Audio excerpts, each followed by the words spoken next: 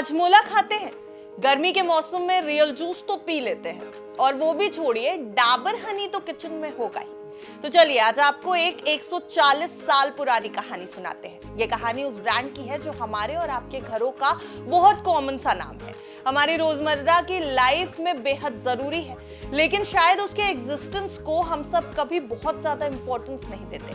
नमस्कार, आप देख रहे हैं बिस्तक, मैं हूं आपके साथ अरुणिमा द्विवेदी। बिस्तक सक्सेस स्टोरी में आज जानेंगे 1884 में शुरू हुए देसी ब्रांड डाबर ने कैसे जमीन से आसमान तक पहुंचने का सफर तय किया।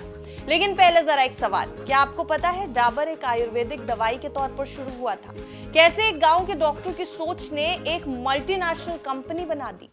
दरअसल डाबर की शुरुआत तब हुई जब मकसद सिर्फ इलाज था, कारोबार नहीं।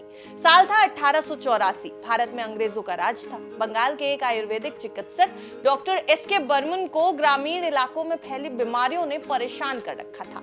मलेरिया, हैजा और प्लेग जैसी महामारियों का इलाज न मिल पाने के कारण गांव में हजारों लोग दम तोड़ रहे थे। डॉक्टर बर्मन ने तय किया कि वो कुछ ऐसा करेंगे जिससे आम आदमी को सस्ता, असरदार और सुरक्षित इलाज मिल सके। उन्होंने अपने घर में एक छोटी सी लैब बनाई और आयुर्वेदिक दवाइयों का निर्माण शुरू किया। यहीं से जन्म हुआ डॉक्टर बर्मन यानी डाबर का। उनकी बनाई दवाएं इतनी असरदार साबित हुई कि देखते ही देखते लोग डाबर को जानने लगे। इलाज के प्रति समर्पण ने इस ब्रांड की नींव में विश्वास भर दिया और यही विश्वास आज डाबर की पहचान है। डॉक्टर बर्मन के बाद कंपनी का कार्यभार उनके परिवार ने संभाला। बिजनेस धीरे धीरे फैलने लगा। लोगों की जरूरतों को समझते हुए आयुर्वेदिक फॉर्मूले को आधुनिक तरीके से तैयार किया गया। 1936 में डाबर को एक ब्रांड के तौर पर रजिस्टर किया गया और इसने ऑफिशियल तौर पर बिजनेस का रूप लिया। 1972 में डाबर ने दिल्ली से अपना बेस सेटअप किया। यह कदम बहुत अहम था क्योंकि दिल्ली तब भारत के बिजनेस और प्रशासनिक दिल के रूप में उभर रहा था। यहां से डाबर को पूरे देश में पहुंचने का रास्ता मिला। वैसे समय के साथ साथ डाबर ने भी खुद को खूब बदला। डाबर ने 1980 के दशक में खुद को एक पारिवारिक व्यवसाय यानी कि एक फैमिली बिजनेस से कॉर्पोरेट स्ट्रक्चर में ढालना शुरू किया। 1986 में डाबर ने रिवर्स मर्जर करके खुद को पब्लिक लिमिटेड कंपनी बना लिया। ये कदम बेहद स्ट्रैटेजिक था। इससे डाबर को फंडिंग, एक्सपेंशन और प्रोफेशनल मैनेजमेंट के दरवाजे मिले। इसके बाद 1994 में डाबर ने शेयर बाजार में एंट्री ली और अपने आईपीओ के जरिए लोगों को कंपनी में हिस्सेदार बनाया। साल 2000 आते आते डाबर ने 1000 करोड़ रुपए का टर्नओवर पार कर लिया। ये उस दौर की बात है जब एफएमसीजी सेक्टर में सिर्फ एमएनसीज जैसे पीएनजी और एचयूएल का दबदबा था। डाबर एक आयुर्वेदिक और घरेलू कंपनी से दिग्गज कंपनी बन गया और बड़ों को टक्कर देने लगा। कंपनी ने एफएमसीजी में उसके बाद कदम बढ़ाना शुरू किया। कुछ प्रमुख प्रोडक्ट और कैटेगरी जो डाबर ने लॉन्च की, उसमें कुछ प्रॉपर नाम जो इंपॉर्टेंट है वो है real juice, healthy fruit juice market में बहुत बड़ी हिस्सेदारी है। डाबर वाटिका हेयर ऑयल एंड शैम्पू, महिलाओं के हेयर केयर सेगमेंट में यहां से जगह बनी। डाबर हनी, भारत के हनी मार्केट का 60% से ज्यादा हिस्सा। डाबर लाल दंत मंजन, पारंपरिक टूथ पाउडर से मॉडर्न टूथपेस्ट की ओर का ट्रांजिशन। और डाबर हाजमोला, डाइजेस्टिव सेगमेंट का पॉपुलर नाम। 1996 में डाबर ने अपने ऑपरेशंस को 3 बड़े डिविजन्स में बांट दिया ताकि ऑपरेशंस और फोकस दोनों बेहतर हो सके। एफएमसीजी डिवीजन की बात करें तो यहाँ पर्सनल हेल्थ केयर, फूड और बेवरेजेस आते हैं। फार्मा डिवीजन जहाँ स्पेसिफिक ट्रीटमेंट और प्रोडक्ट्स होते हैं। आयुर्वेदिक स्पेशलिटीज डिवीजन जहाँ पर पारंपरिक आयुर्वेदिक मेडिकल चिकित्सा मिलती है।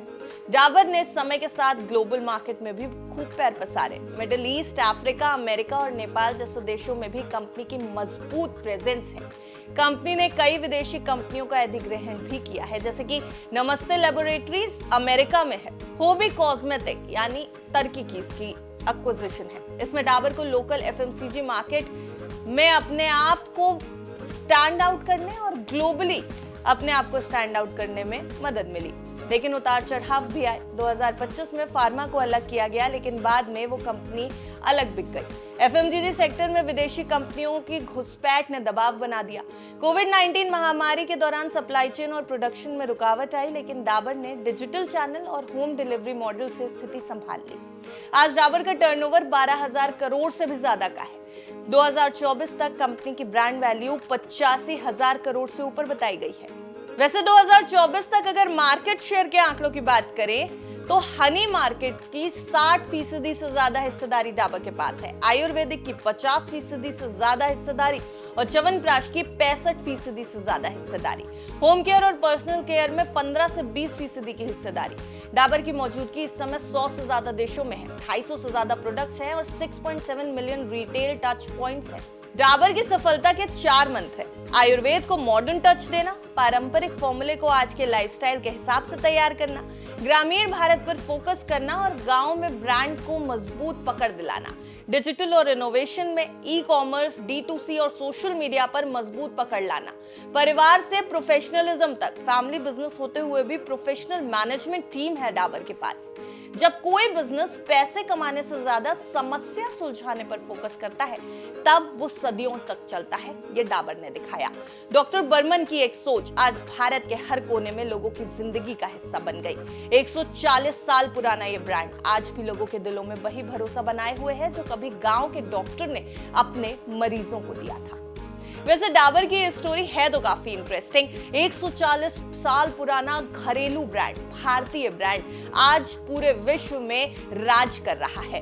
डाबर की ये सक्सेस स्टोरी सिर्फ डाबर की सक्सेस नहीं है, भारत के उद्योग की भी एक सक्सेस स्टोरी है। आपको ये स्टोरी कैसी लगी कमेंट सेक्शन में बताइएगा जरूर और अपनी राय दीजिए। हमें ये बताइए कि क्या कोई ऐसा ब्रांड है, क्या कोई ऐसा नाम है जिसने आपको भी प्रेरित किया है, तो उसकी सक्सेस स्टोरी भी पूरी डिटेल के साथ हम आपके सामने रखेंगे। देखते रहिए बिस्ता।